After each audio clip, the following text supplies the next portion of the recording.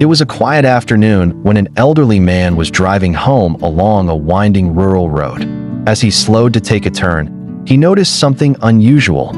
A small group of deer huddled near the roadside, clearly in distress.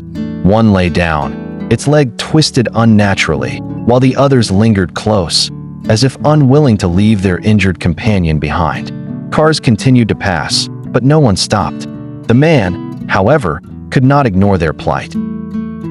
He parked, approached slowly, and knelt beside the injured deer, whispering gentle words. Realizing it was too weak to walk, he wrapped it carefully in a blanket from his car and gently placed it in the back seat. The other deer, confused but not hostile, watched as their friend was taken away.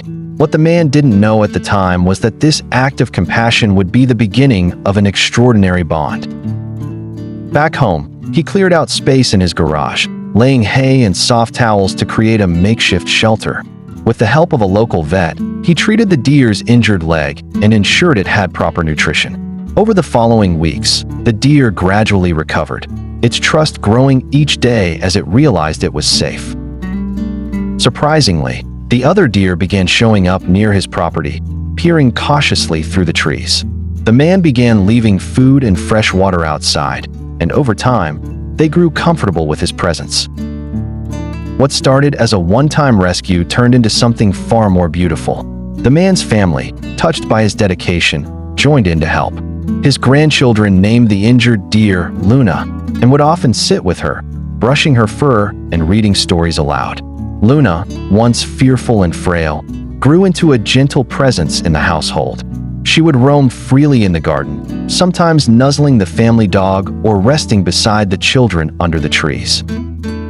The other deer never ventured indoors, but they stayed nearby, forming a quiet, watchful presence that almost felt like gratitude. Neighbors who had once questioned his unusual visitors now admired the serenity that surrounded the man's home. Though some would say deer belong only in the wild, the man saw it differently. Sometimes, nature finds its way into our lives, he said, and when it does, it reminds us that kindness doesn't need a reason.